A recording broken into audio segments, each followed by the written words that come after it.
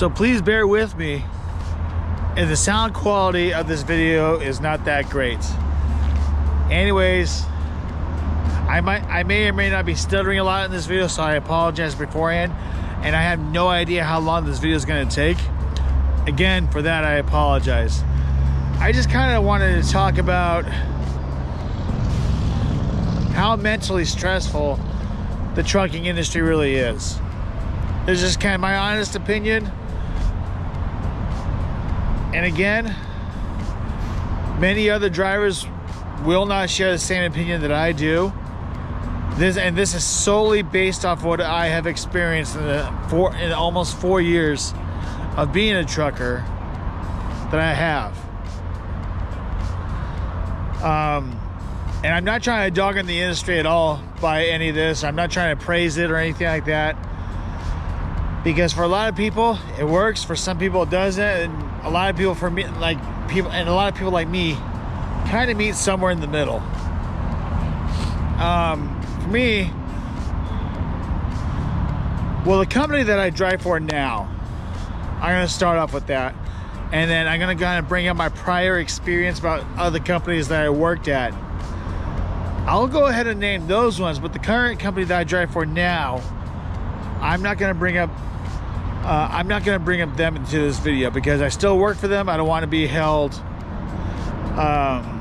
accountable or in bad standards with them, if any of that makes sense. Honestly, the company I drive for is not a bad company to drive for. It's not. But hear me out, hear my story out. Throughout this video, I'm gonna go ahead and include picture-in-picture videos, so that way it's not just my ugly mug on the camera that you're looking at, but you can see other things going on around you and everything. Or that way, because the human mind has a attention span that is like none other. For some people, they can hold the attention for a long time, others not so much. So that's why I want to add those videos into this video. So that way you're not just looking at me, you're looking at multiple different things at the same time.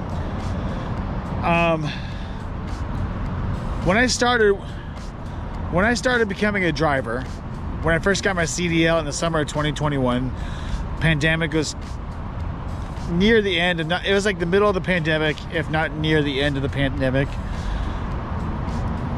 I didn't know what I wanted to do with my life.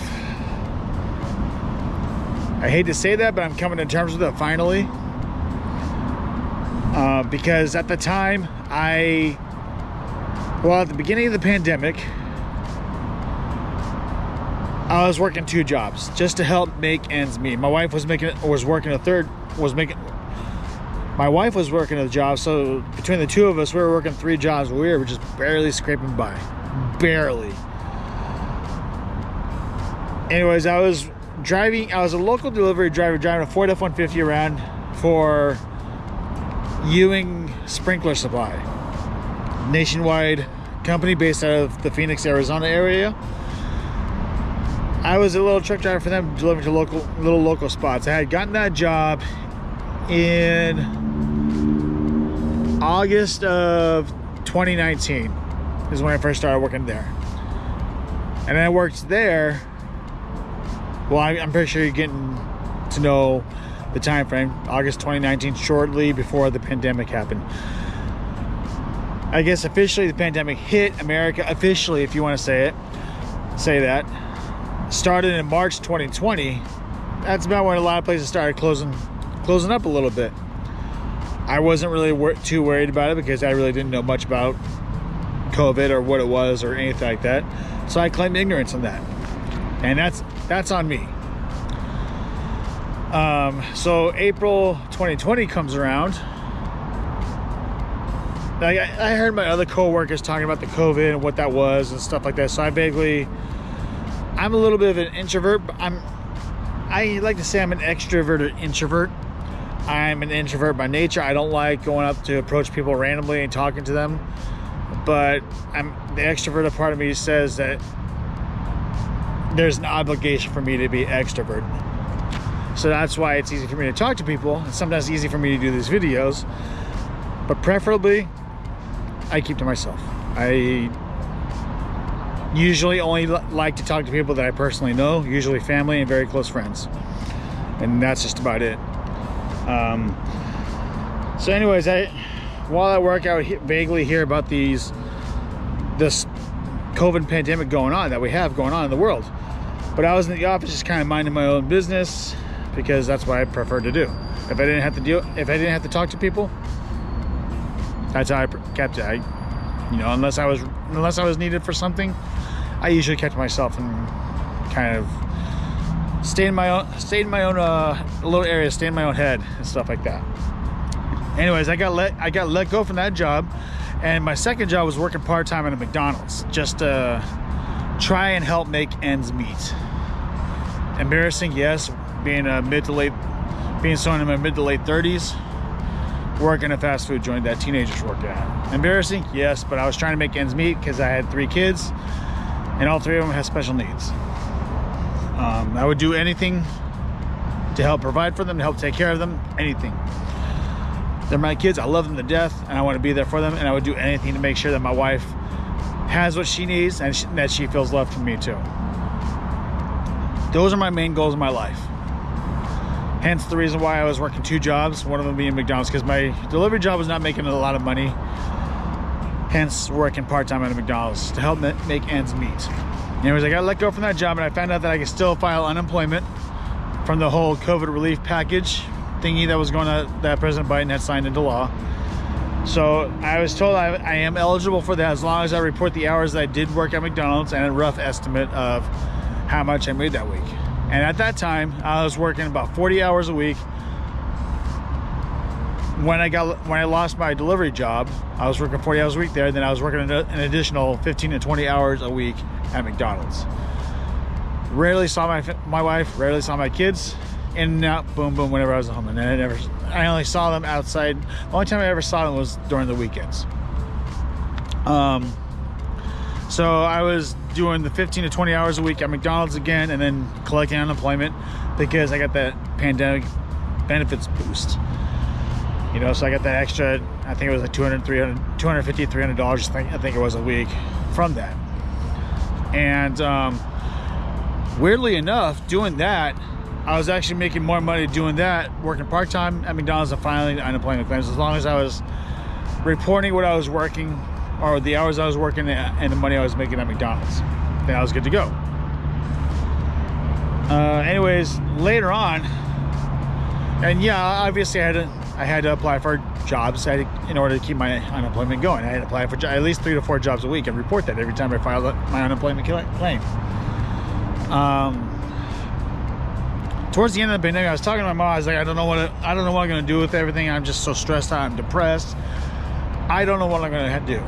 All I want to do is take care of my family, and I want to be able to spend time with them. That's all I want out of my life, and that's what makes me happy, And my mom suggested that I go out and get my CDL, but I was like, my beef with that is the fact that I had no money at all to go out and pay for the CDL at all. And every school out there, every company that had a school for the company required that you sign a 1-year contract. So you go out and go get your CDL, and then you sign a 1-year contract to work for said company, so that way you can pay them back after a year, whatever remaining, or after a year of whatever of working for the company, the remainder of what you owe for that CDL would be paid off.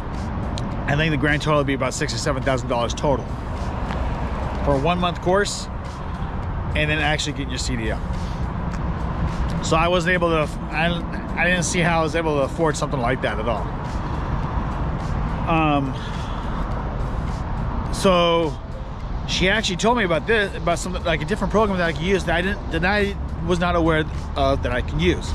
And that was the Department of Workforce Services for the state of Utah. I was told, my mom told me to go ahead and go talk to them and see what I can do.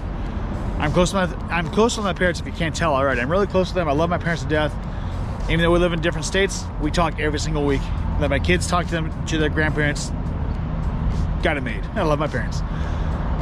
Anyways, my mom told me that I should actually go to the Utah Department of Workforce Services, tell them, it's like, hey, my plan is to get a CDL. Here's how much it costs. how can I get the funding for that, or how can I get financing from that from the state of Utah? What do I need to do to get that so I can get off of unemployment? And here's what they did.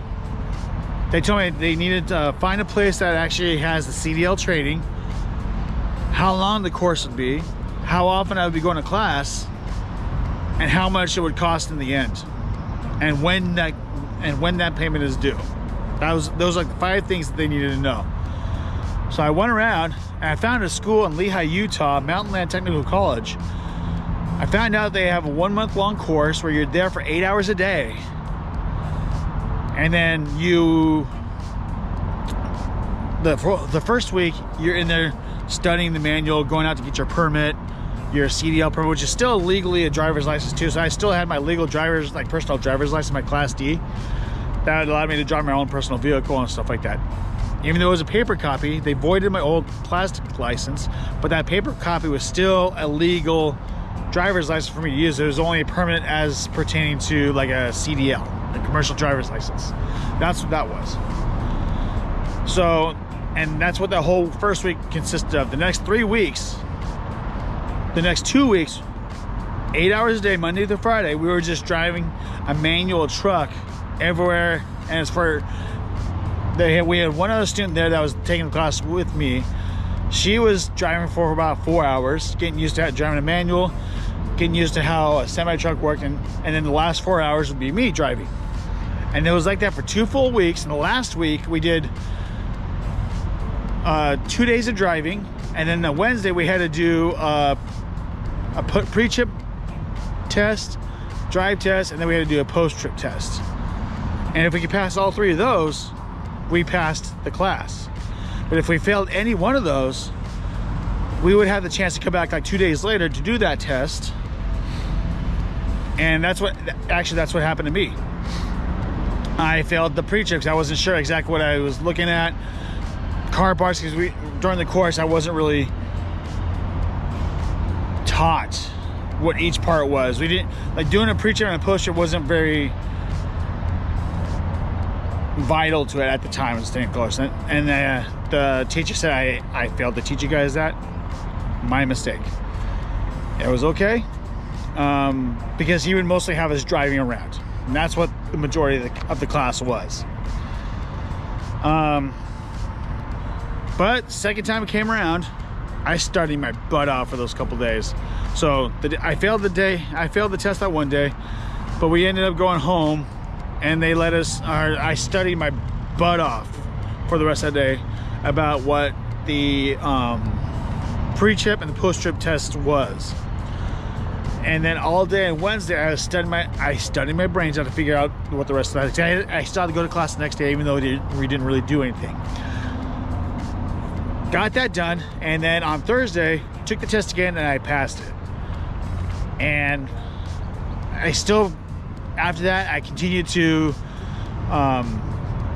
collect on unemployment and then work at my part-time job at McDonald's. But other than that, I was applying for CDL jobs everywhere and anywhere I possibly could. My first driving job I was so excited to get. Cisco Foods, Cisco Intermountain, based out of West Jordan, Utah. Looking back in that, or when I first started that job, I did that for about 15, 16 months or so. And the reason why I decided to work there is because, well, it was the first CDL job. I just wanted to get my feet in the water somehow. It sucked having to move that much freight around just like that. On a light day, I would have 5 or 6 stops. Some stops would be about 50 or 60 cases of food. Other stops would be about 200 or 300 cases, which it could take about 3 or 4 hours to unload at that stop. And some days you're gone all day delivering. Some days you're only working a half day. It was kind of nice. The schedule I had starting out was normal. It was a Monday through Friday. On Mondays, I was going to Nephi, Utah, which is about an hour away from where I lived. Tuesday, I would go to the BYU Brigham Young University campus and deliver all over campus there. Wednesday, I stayed in Orem, so I stayed close to, I was home daily, which is a big plus in my job, or a big plus in my opinion. And then on Thursday, I had to go back down to Nephi, Utah again. And on Friday, I finished out my week at BYU again. That was nice. That was awesome. That was an awesome route. And then the reason why I was doing that is because the guy who usually did that route was taking over for a shuttle driver who was having it was either back surgery or knee surgery. I can't remember. He was having a pretty big surgery, so he couldn't really work, and he was doing that for a couple months. Hence the reason why I took over that route. I did that for a couple months, and then I ended up having my own route, which is when my schedule started to get really funky.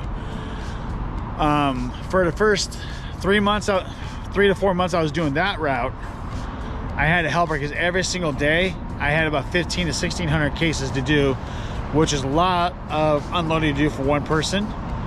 Would have taken me well over my 14 hours for the day. So they gave me a helper who was also a new guy too.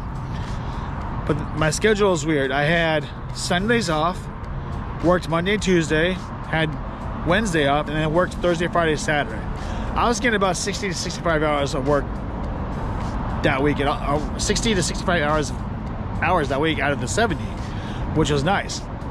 And then anyways, that helper quit because he wanted to go work somewhere else, and the workload was too much for one person to do, so they ended up, taking one of my days off and giving it to another person who was always short on hours. So it benefited him, and it also benefited me to a point. Turns out my schedule was have Sunday off, work Monday, have Tuesday, Wednesday off, and work Thursday, Friday, Saturday. So I was basically working 4 days a week.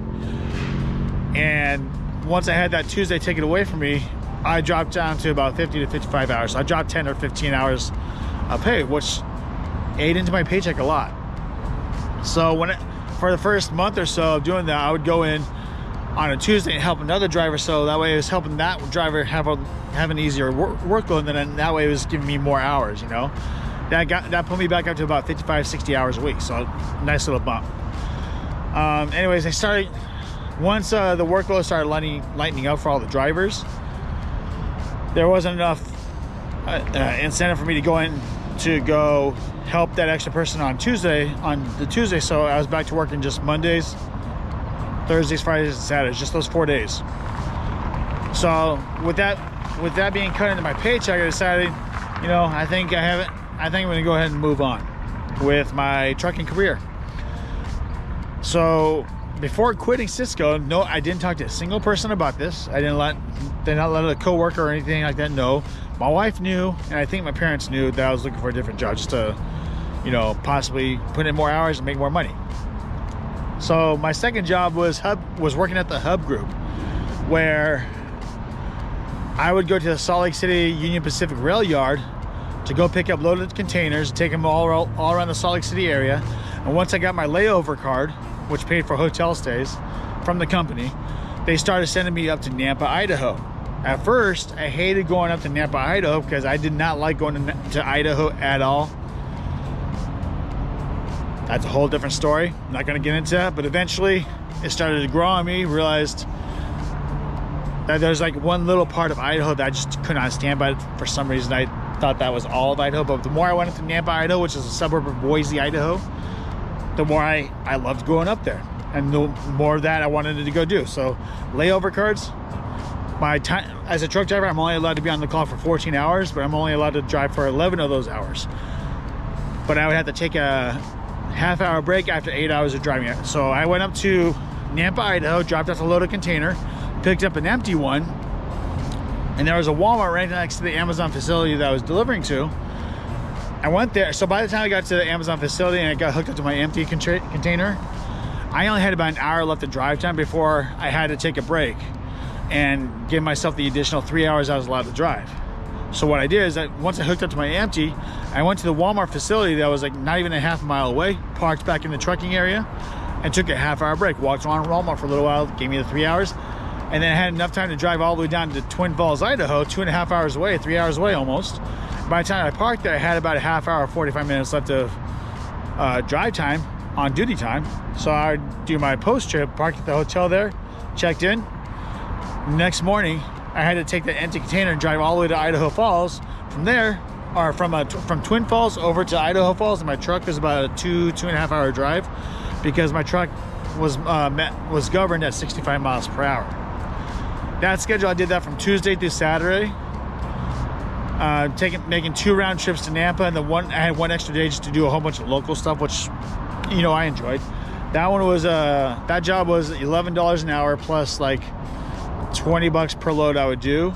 And if I went regional, so if I went up to Nampa, Idaho, I got paid an additional, I think, like 40 or 45 cents per mile. And from Salt Lake City up to Nampa, Idaho is about 250, 260 miles. And that's why I wanted to do more of that.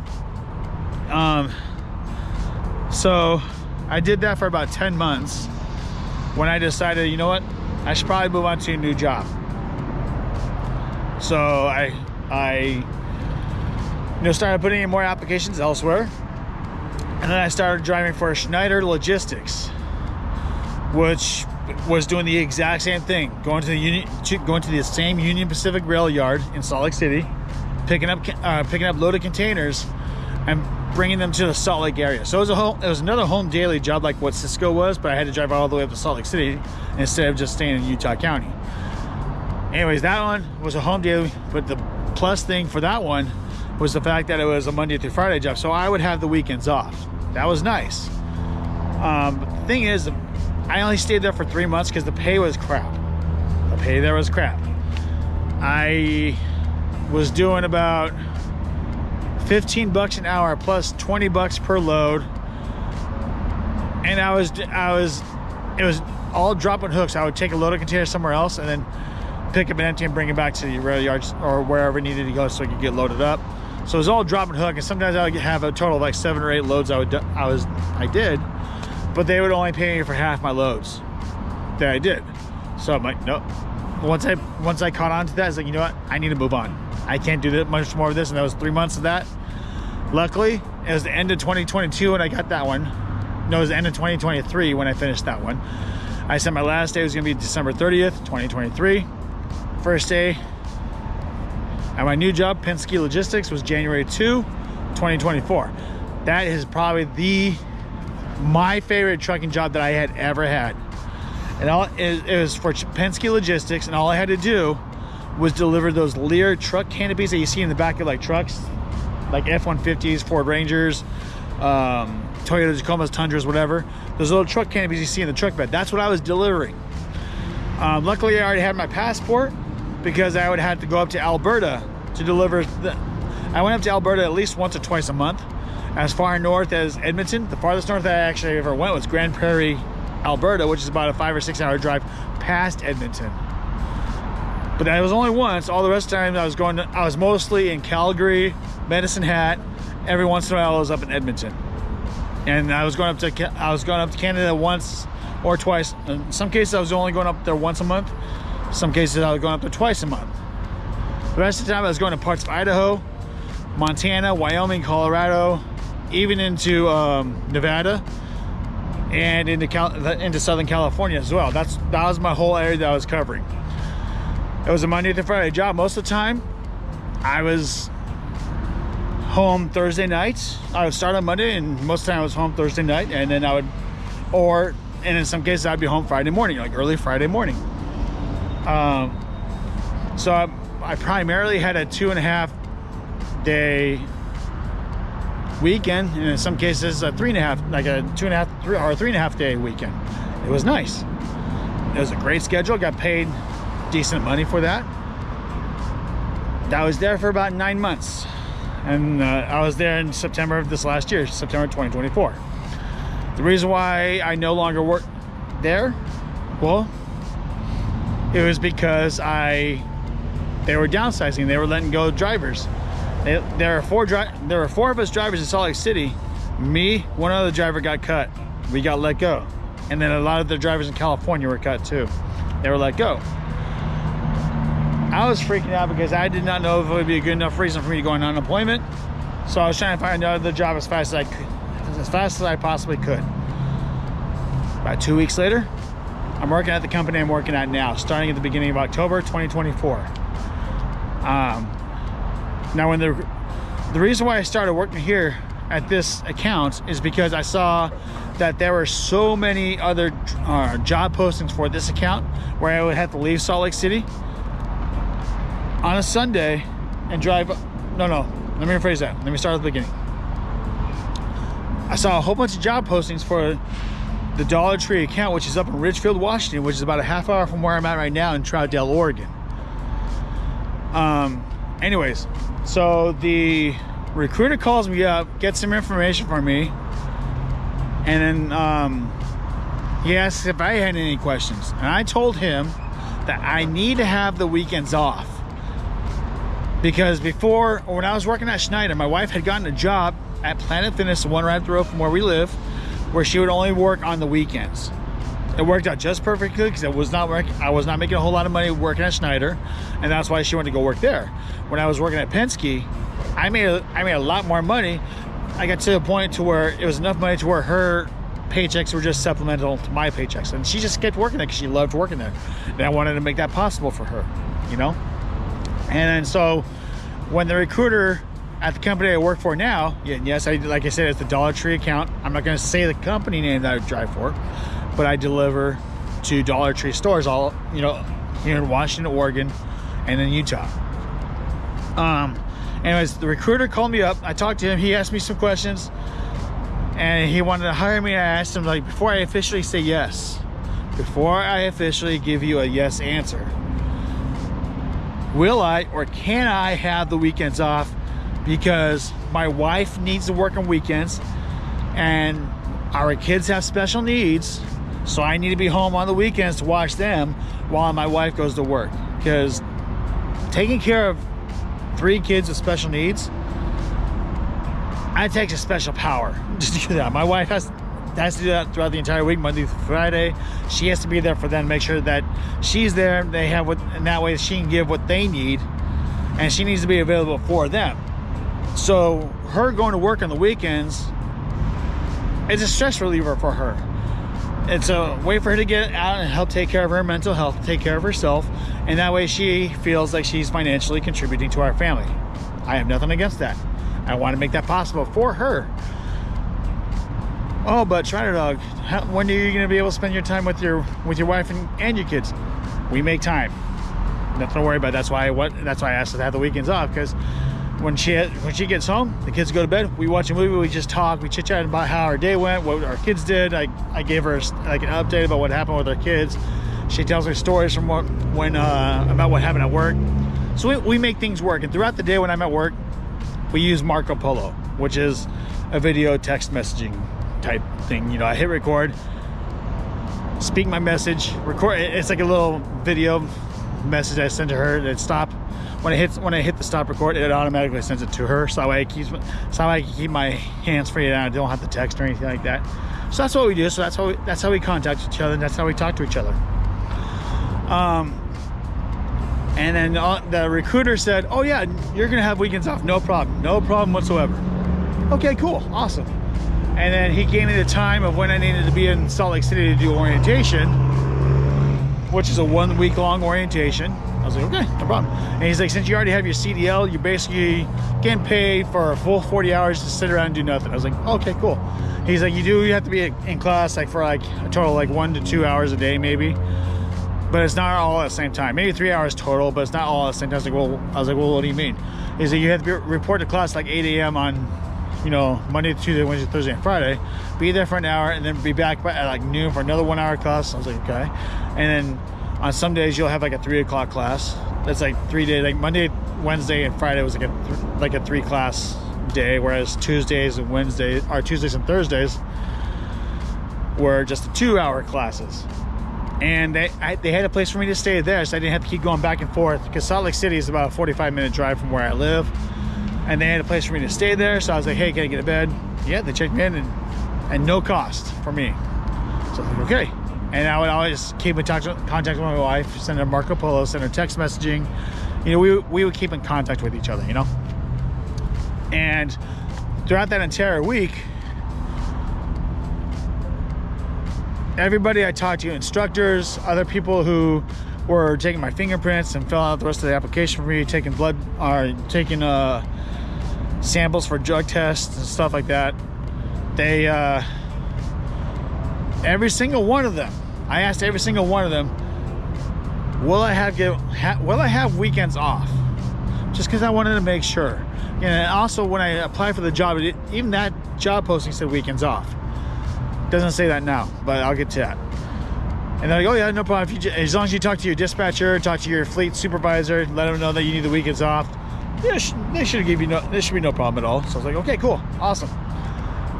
And so I get the job, and I get a text from the guy who's gonna be training me. He's like, hey, we're leaving Sunday morning. And he tells me on Friday night, he's like, hey, we're leaving Sunday morning to go up to Richfield, Washington. I tell him, like, no, I was told I would have weekends off. I can't go in on Sunday, especially last minute like this. Hell, no, I can't. Hello, no. I need to have the Sunday off because my wife has to go to work. I mean, this is short notice. I would have to get a babysitter for my kids. And the guy's like, okay, we'll leave very early. Let's leave at like 12:30, 1 o'clock Monday morning because we have to get up there. I was like, okay, no big deal. Okay. So I go and sleep for about 3 hours. And I get up to Salt Lake City, and he lets me go ahead and sleep in the truck while he's driving up to Ridgefield, Washington. And I was like, okay, here we go. And then when we get to about Boardman, Oregon, which is about 3 hours to the east from where I'm at. Ridgefield is this way, about half an hour that way. And Boardman, Oregon is about 3 hours that way. That's all the time he had left to do that. He had driven for about 10 and a half hours. We were only allowed to drive for 11 hours total, each person. So that's what we did. He used up his time and he did his post trip. Then I did a pre-trip and I drove the 3 hours over to Ridgefield, Washington from there. And we got there and we hooked up to our trailer that we were supposed to be picking up. And then I drove as far as I possibly could to our first stop, which is supposed to be about a half hour away from Madras, Oregon, where I don't remember exactly where that's at. But we parked at the Love's gas station there before I ran out of time, and he still had about 3 more hours left of his time clock. But we had to be at our first appointment at like 5 o'clock, which is another half an hour away. So. And by the time we got to when we got to that Love's gas station, it was probably like 11:30 at night. And we were supposed to be at our appointment at like 5 a.m. So he had enough time to get like, I don't know, like another 4 or 5 hours of sleep. So I clocked out and then I went to sleep. And then he took over at like 4 o'clock in the morning. He drove to our first stop, took care of that one. And I could not clock in until he was almost done with the second stop. By that time, I clocked in and helped him unload the rest of the trailer. And by the time we got done, he was all out of time. And I still maybe had like 5 or 6 hours. But what we did is we parked at Madras, Oregon, again at the Love's gas station there for the night. And then the next day, our time clock synced up. So we basically were able to clock in and out at the same time. Got paid for the same amount of hours. And then we got over to Ridgefield, Washington. I told him, I was like, hey, I need to have the weekends off. And I was told that I would have the weekends off. I was talking to my trainer about that. I told him my situation. He's like, hey, I need to have the weekends off. He's like, oh, I wish it was like that. I was like, you can always talk to him, see what happens. I was like, okay. I was like, I was promised by both the recruiter and the people orientation to have the weekends off. So we go over to the office and I tell him, hey, I need to have the weekends off because that's what I was promised. They all just kind of looked at me and just kind of laughed. And I was like, what the heck? What? I'm serious. I need to have the weekends off. You know? Because I have 3 kids with special needs that need to have that time off. Or I need to have that time off because I need to take care of 3 kids with special needs and my wife needs to be at work. You know?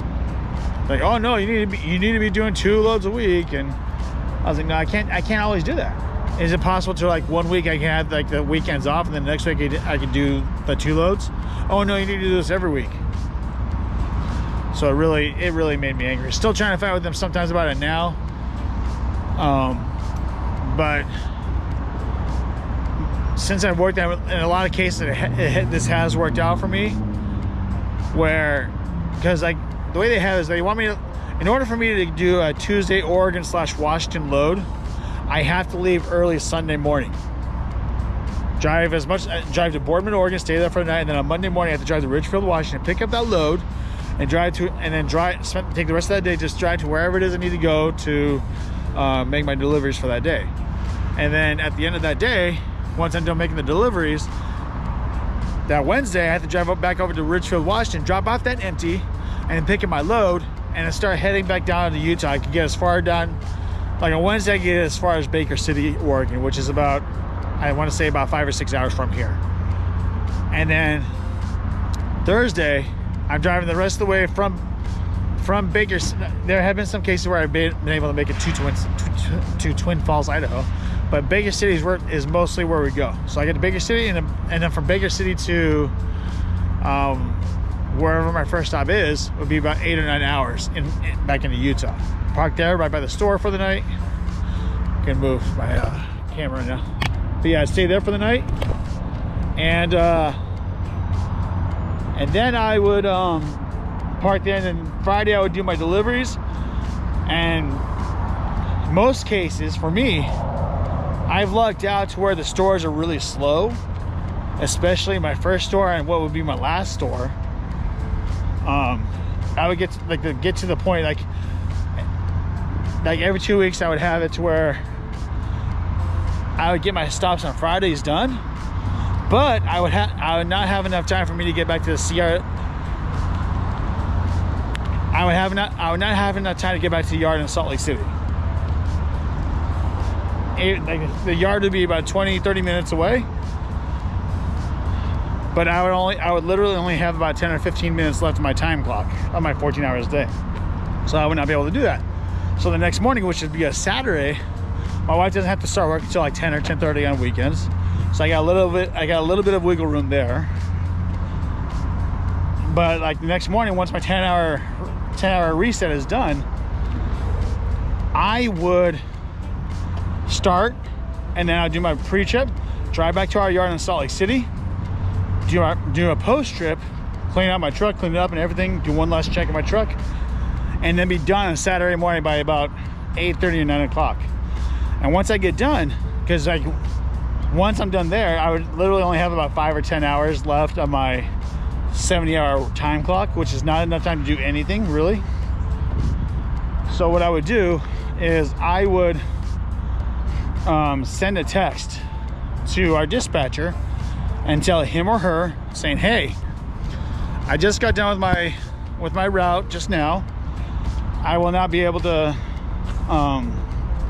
make my Tuesday load because I have to do a 34-hour reset, and that's the remainder of the time I would have in the week. But yeah, I would tell them, yeah, I would have to do my 34-hour reset, which would make me late to my Tuesday appointment, so I won't be able to make it. And the reason why I would do that is because that is still early enough for them to take the load away from me off of my schedule, and still be able to have enough time to find another driver who would be able to do that. So it benefits me and it benefits the company to know that early. Now, what kind of pushed me over the edge this time, like I'd say I could go about 2 weeks doing that, and then like every 3 or 4 weeks or so, I would say that I do have to work on a Saturday, and then I would have to let my wife know ahead of time about what's going on, so that way she could either let the people that she works with know that she's not going to be able to come in, or she can try to find a babysitter to help our kids out, which is very hard to do because we have no family. We have my sister-in-law and her husband, my wife's younger sister and her husband. They live about a half hour away from us, but it's hard for them to come down because they have 3 kids of their own too. So it's kind of hard to take all 3 of their kids, their whole entire family, and come down and watch our kids for a full 8-hour shift. It's hard, and then no one else really wants to watch our kids on the weekend because no one wants to take care of 3 kids with special needs. It's not fair and it's not cool. So today, fast forward to today, or so last week actually, I was doing the Family Dollar account where I had to drive down to St. George. So that's where all those like shorts and other videos like Meadview, Utah, or Arizona, that's where all of those videos were coming from, because I had to go down south because they needed help down there. So it was just a lot easier to send the Utah drivers down that way instead of having them come all the way up to Ridgefield, Washington. Because driving down to St. George from Salt Lake City in a truck It only takes about 6 hours, you know, 5 or 6 hours in a truck that goes 65 miles per hour, whereas it takes us about 13 or 14 hours to get from Salt Lake City over to Ridgefield that way. So that's why they send like 3 or 4 Utah drivers down that way. Then a couple weeks ago, when the last week I was down doing the Family Dollar, going down to like Arizona, Las Vegas, that area, they had dispatched me to bobtail from St. George up to Salt Lake City and then up to Ridgefield. Bobtail means it's just my tractor, no trailer hooked up to it at all. That's what bobtail means. So it's nice not having like an extra trailer, extra 53 feet behind me. So it's nice to not have that going all the way up to Ridgefield. So I texted the dispatcher up here at the Dollar Tree. I said, hey, I heard I'm coming back next week. And he's like, that's what we heard. I was like, do you think it's possible I can stay at the Family Dollar? Because it was working out much better for me there, having the weekends off. He's like, we can always talk to them, yada, yada, yada. I was like, okay, all right. I was like, well, we'll talk about it next week. And just to let you know, I don't plan to be back in Salt Lake City until Saturday, because that particular Friday I had 4 stops, and the 4th stop, they're gonna have the guys come in the next day and unload me then anyways. So they weren't even planning on unloading my trailer anyway, so I had to move that appointment until Saturday morning that week. I was like, okay, no problem, I'll let my boss know. So that's what I did, and that's where we're at this last week. This last week I headed up to Ridgefield last Monday, and luckily last week worked out just fine, because I drove up to Boardman, Oregon, where I was able to stay there for the night, and then from there to Ridgefield, the 3 hours there, drove there, and then luckily they had my Utah load ready for me right then and there.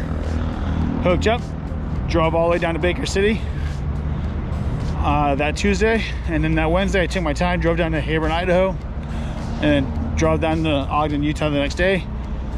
That Saturday, that's when I was able to get all my stops done. This last Friday, I was at my last stop. My last stop was almost 2,000 cases, so it was almost half a trailer full of boxes I had to hand unload. Anyways,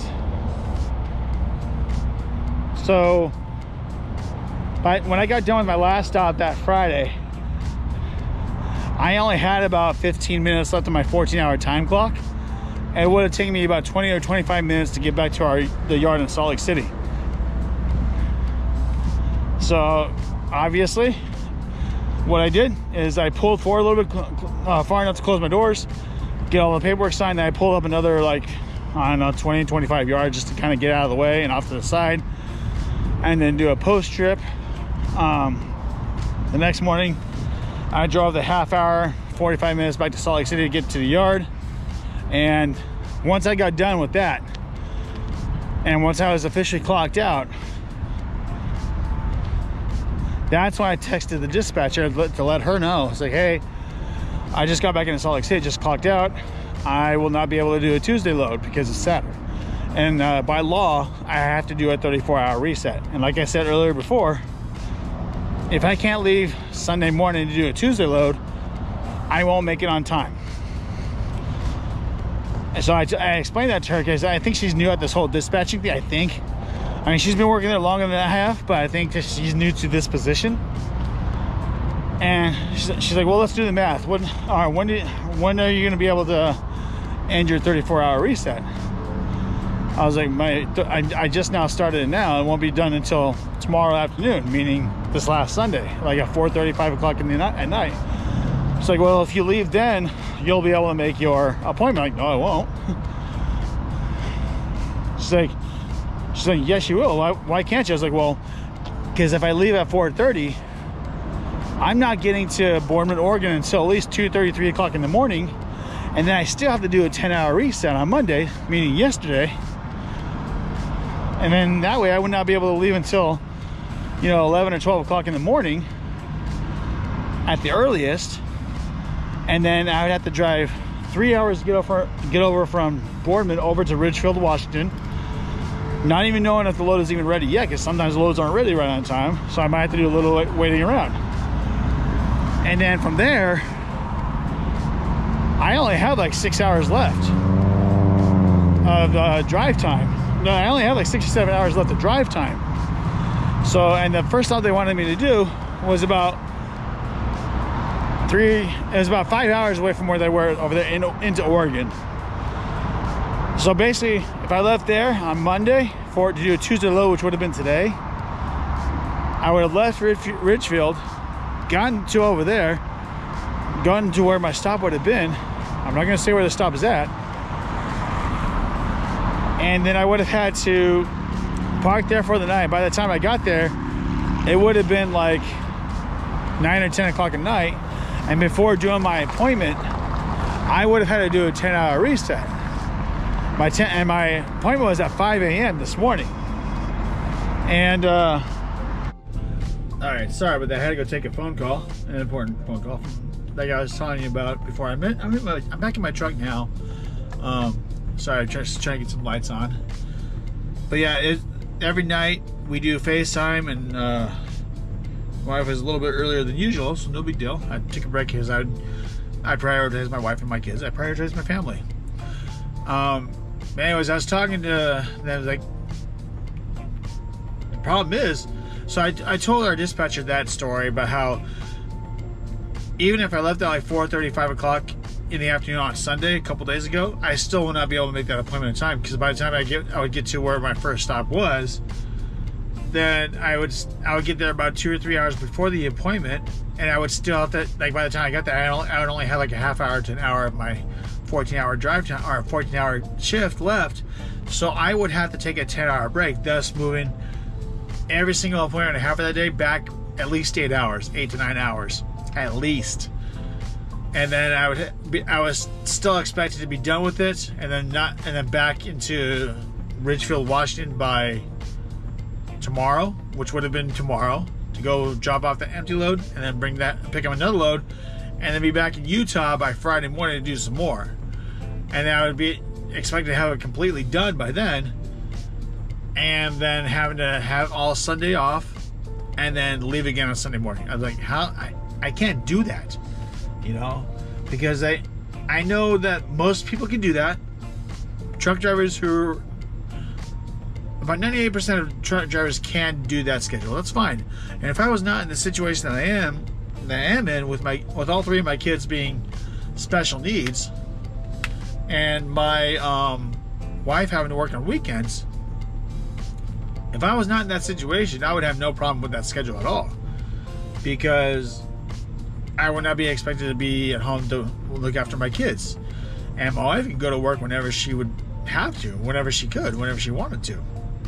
That's the way it is. That's just the situation I'm in. Anyways, this video was almost an hour long, just ranting on. I don't expect to get a whole lot of views. Basically, what I'm trying to say, what I hope you, the viewer, get out of this video is make sure you do your research about becoming a truck driver, and make sure that you can find the right company to work for. Like, so that way you can avoid the situation that I'm in. And make sure that if they promise you to have like certain days off the week, like not everybody's gonna need to have a weekend off, or some people might have to might need to have like a Tuesday and Wednesday off. Make sure that if you talk to the dispatcher, you talk to the company you're gonna be driving for, make sure you get that in writing, make sure you get that in your contract, and then go on from there.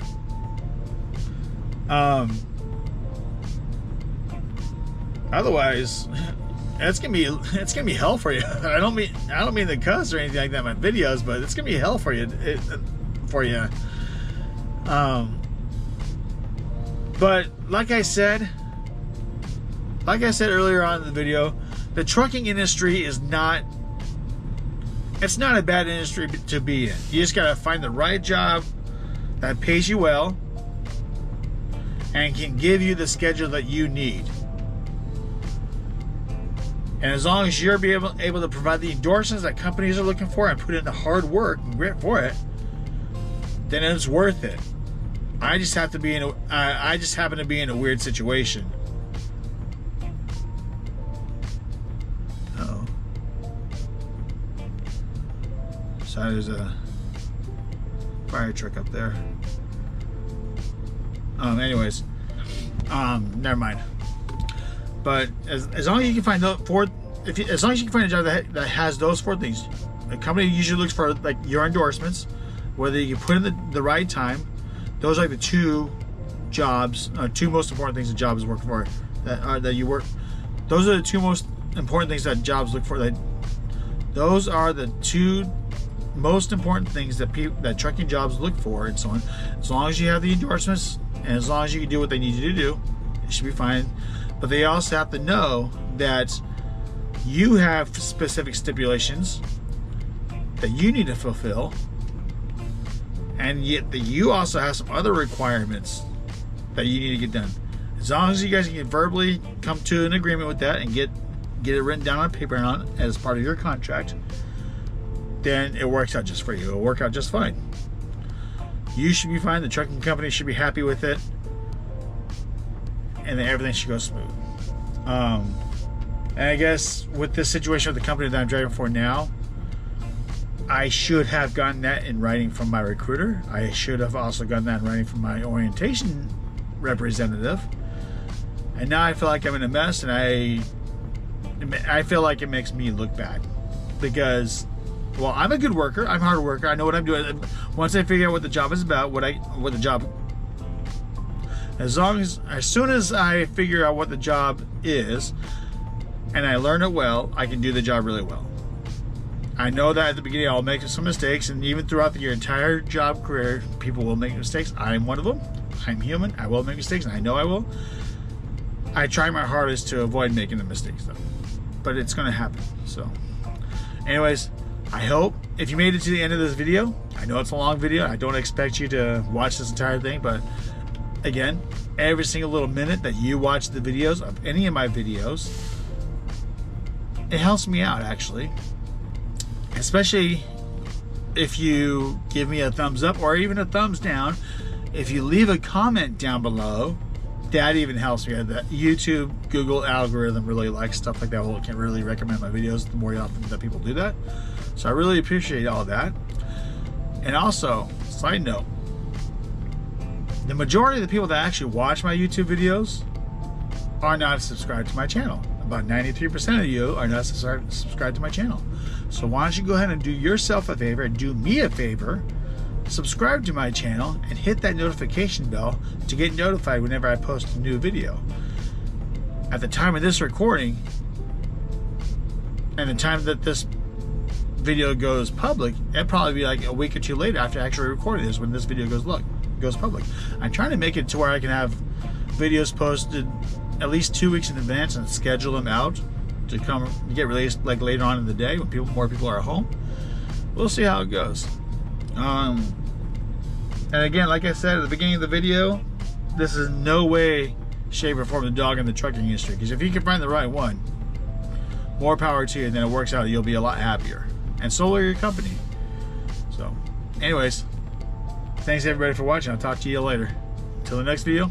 Hey everybody watching has to subscribe. Subscribing is cool. Thanks.